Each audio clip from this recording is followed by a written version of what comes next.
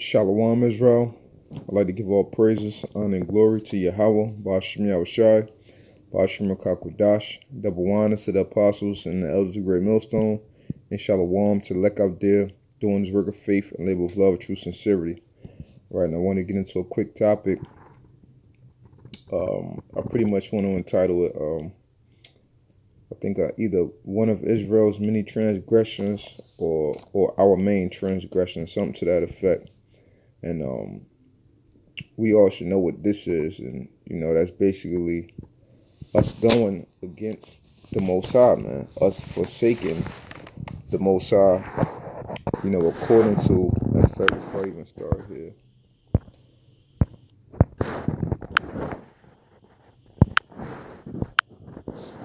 according to Exodus 20, and which is pretty much the number one commandment, man. Exodus 20 and 3.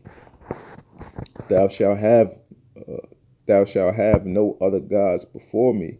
Thou shalt not make unto thee any graven image or any likeness of anything that is in heaven above, or that is in the earth beneath, or that is in the water under the earth. Thou shalt not bow down themselves to them, nor serve them. For I, the Lord thy power, am a jealous power, visiting the iniquity of the fathers upon the children, unto the third and fourth generation of them that hate me, and showing mercy unto thousands of them that love me and keep my commandments. So, this has always been what Israel's main problem, man. Committing spiritual fornication against the Most High.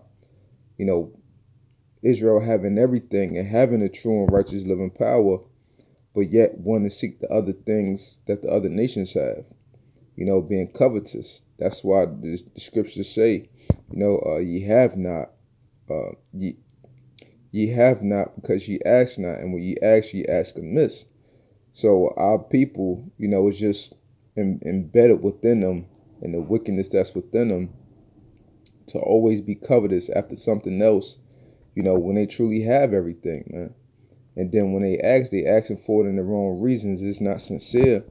It's only to consume it upon their own lust. Nothing of their benefit, to actually benefit their people, And that's why King Solomon was great, because the things that he wanted from the Lord was to actually benefit his people, man, and not to big himself up to a higher stature or anything like that, or anything vain. The things that he asked of the Most High was of substance, man. So until we recognize that, Israel going to stay in this state, and we know 2/3 in America going to stay in that state regardless until them bombs drop. But real quick, I wanted to hit.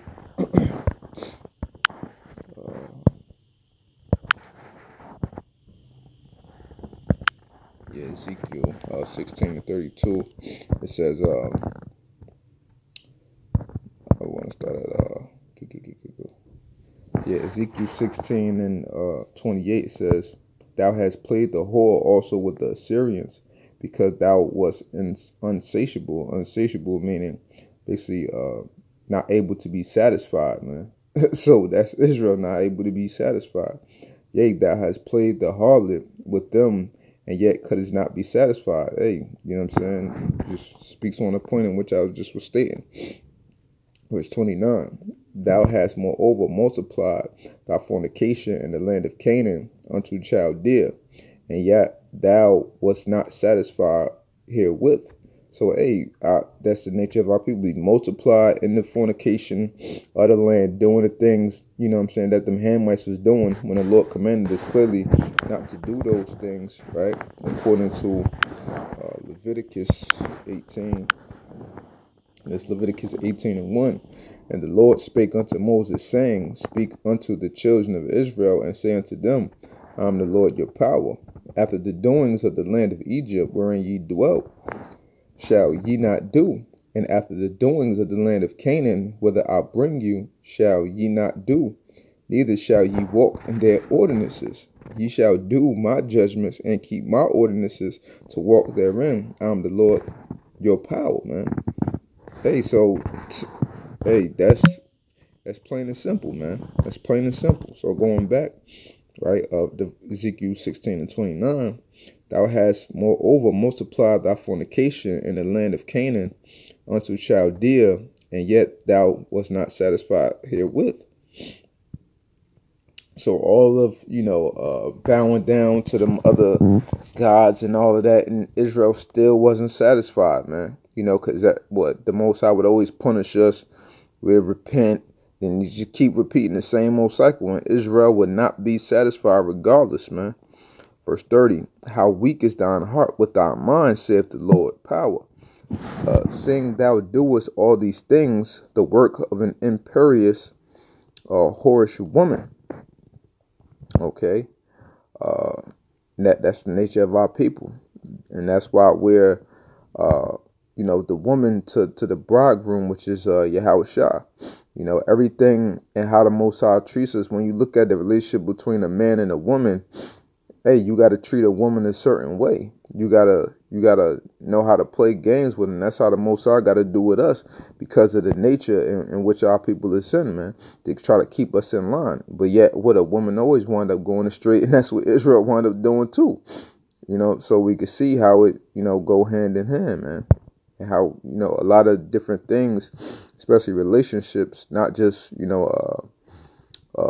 and woman in general, but when you apply a relationship towards somebody that you have power over, you can apply that to a relationship towards a man and a woman if you really analyze the situations,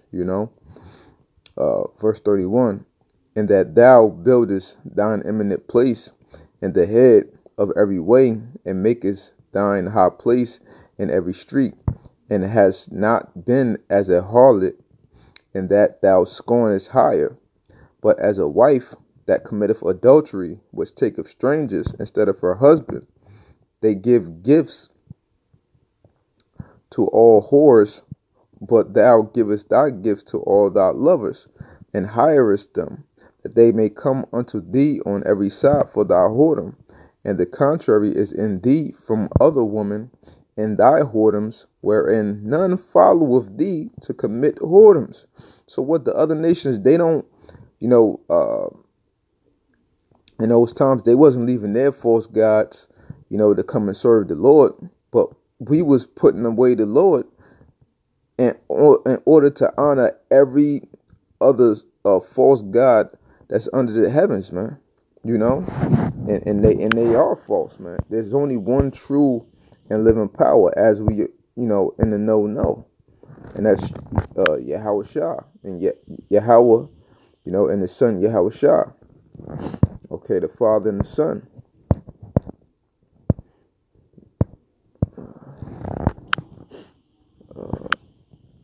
Psalms 94 and it's like Psalms 96 and verse 3 says, declare his glory among the heathen, his wonders among the people. This is what we're supposed to be doing from the rip, instead of our people.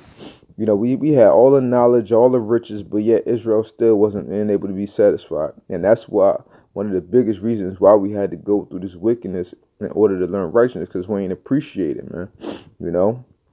Verse 4, for the Lord is great and greatly to be praised. He is to be feared above all gods, for all the gods of the nations are idols, but the Lord made the heavens.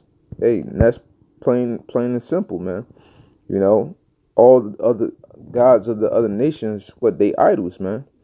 And the Lord proved that through various points within the scriptures, comparing himself to other gods, and examples with Moses, what I'm saying, and the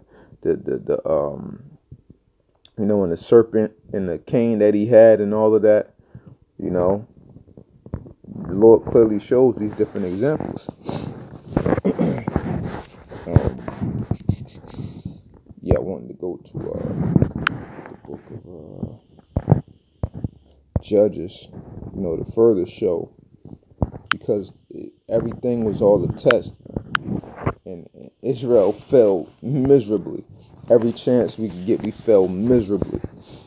This Judges 2 and 1, and it says, "And an angel of the Lord came up from Gilgal to Bochum and said, I made you to go up out of Egypt, and have brought you unto the land which I swear unto your fathers. And I said, I will never break my covenant with you, and ye shall make no league with the inhabitants of this land. Ye shall throw down their altars, but ye have not obeyed my voice. Why have ye done this?" So from the rip, the Lord was always giving us orders, but Israel just with that stubborn, obstinate, stiff-heartedness about him, man. You know, verse 3, wherefore I also said, I will not drive them out from before you, but they shall be as thorns in your side, and their God shall be a snare unto you. So what's a snare? A snare is a trap. So us believing in these different, Islam and, got jigs that's Buddha and all this old other stuff is nothing but a snare, nothing but a trap for us. And Esau knows this as well. That's why he's doing everything within his power to keep us from our power, man.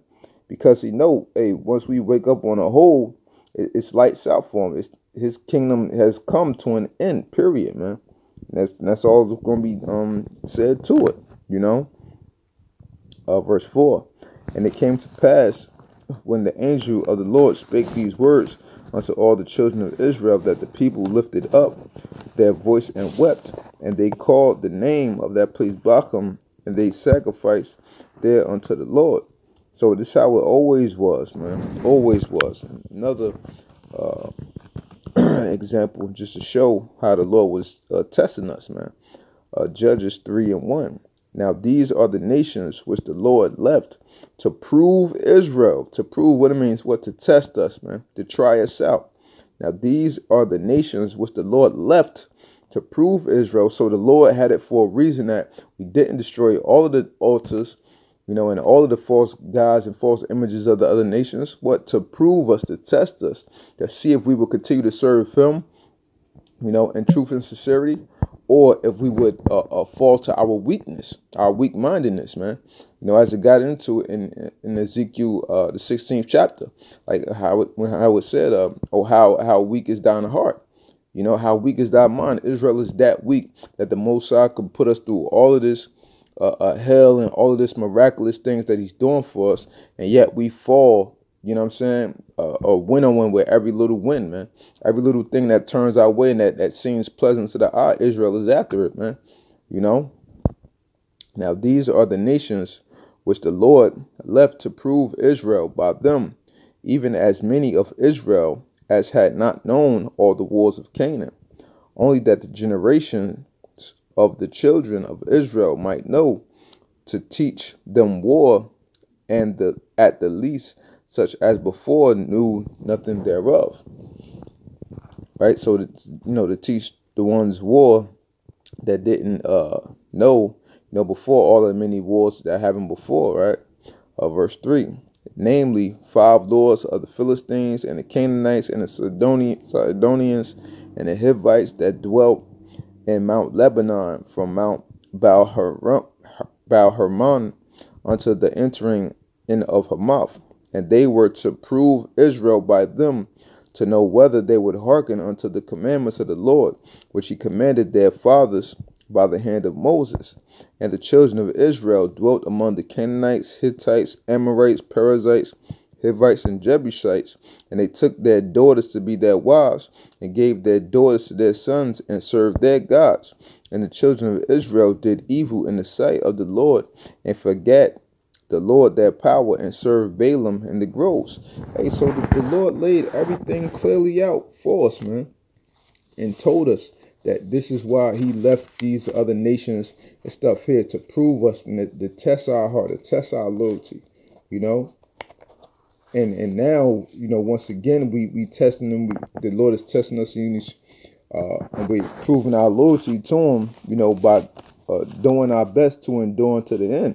And Lord willing, we do that, man. But this is always Israel's main problem, serving these other false gods, man. When they don't compare, because they're not real, they can never compare to the ways of the Most High, man.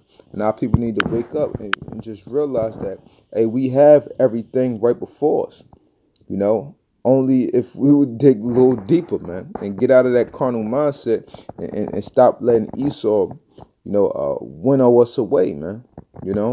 So real quick, this is Isaiah 48:1. Hear ye this, O house of Jacob, which are called by the name of Israel, and are come forth out of the waters of Judah, which swear by the name of the Lord, and make mention of the God of Israel, but not in truth nor in righteousness. So how people make mention of the Lord, but not in truth and in righteousness, man. And that's why the Lord don't give out his name like that, because he knows how Israel's going to be if they actually had his name, man. Look how people use and abuse the Lord's name now. They're saying, oh, Jesus Christ, he's just nice. And, you know what I'm saying? Using, if that was the Lord's name, they'd be using it in vain, using it all willy-nilly, man. Verse 2, for they call themselves of the holy city and stay themselves upon the power of Israel. The Lord of hosts is his name. I have declared the former things from the beginning, and they went forth out of my mouth. And I showed them, I did them suddenly, and they came to pass, because I knew that thou art obstinate, and thy neck is an iron sinew, and thy brow brass. I have even from the beginning declared it to thee, before it came to pass. I showed it thee, lest thou shouldest say, mine idol have done them, and my graven image and my molten image have commanded them, man. So the Lord is like, yo, I did this, you know what I'm saying? And I put this out there, declaring things from the beginning, so that you can't say that, okay, well, this false God did this for me, because the Lord been done did it already. He been there and did it already. That's why the Lord is everything, man, right? Verse 6, thou hast heard, see all this, and will not ye declare it? I have showed thee new things from this time, even hidden things, and thou didst not know them. They are created now, and not from the beginning, even before the day when thou heardest them not. Lest thou shouldest say, behold, I knew them. You know what I'm saying? So the Lord is laying down the foundation, man, like, period. He's saying, yo, like, these things are created now, not from the beginning, even before the day when thou heardest them not, lest thou should say, behold, I knew them. So the Lord is like, yo, I'm putting this stuff out there, so you can't come up and say, okay, well, yeah, I knew this already. Nah, the Lord like, yo, I laid this foundation down. Nobody else is going to take my shine, going to take my glory. You're going to realize one way or the other. You know what I'm saying? And our people always learn the hard way, man, regardless of what. And people just need to recognize the goodness of the Most High, our people, and wake up out of this madness, man. Because, I just did the lesson. Truly, the Lord is good to Israel, and he truly is, man. And we analyze all the different ways and the things that the Lord has done for us in the past.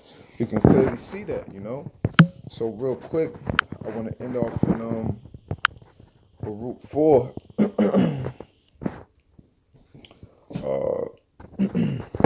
Baruch 4 and where I want to start at. Let's start at verse 4. O Israel, happy are we, for things that are pleasing to Yahweh are made known unto us. Be of good cheer, my people, the memorial of Israel. Ye were sold to the nations, not for your destruction, but because ye moved Yahweh to wrath, you were delivered unto your enemies. For ye provoked him that made you by sacrificing unto devils, and not to the Most High. Ye have forgotten the everlasting power that brought you up, and ye have grieved Jerusalem that nursed you. For when she saw the wrath of God coming upon you, she said, hearken, O ye that dwell about Zion, the Most High have brought upon me great mourning. So, hey, our people have seen great mourning. Why? Because we didn't follow the ways of the Most High. You know what I'm saying? And until, like I said before, until, the end comes, when our people see that it's too late, you know what I'm saying? It's just going to be what it is, man. And our people on a whole deserve it, And, and that's why we're grateful to be in this truth for the Most High to wake us up and for us to see these different things so that we don't dwell no more in that shadows, you know what I'm saying, in the different philosophies and things like that of the other nations anymore, man, you know. So this is always one of our top sins, which kept us down and out and away from the love of the Lord. And now, you know what I'm saying, we returning that much more, man, because we seeking him 10 times more. So, you know, the Lord is allowing us to return through his grace and through his mercy and through, you know, the promises that he made with our forefathers, Abraham, Isaac, and Jacob. You know, so with that, you know, I hope this segment was edifying. And I'd like to give all praises, honor, and glory to Yahweh, Ba'ashim Yahushai, Ba'ashim Kakwadash, the Bawanas, the apostles, and the elders of Great Millstone, and Shalom to the elect out there doing his work of faith and live with love and true sincerity. Shalom.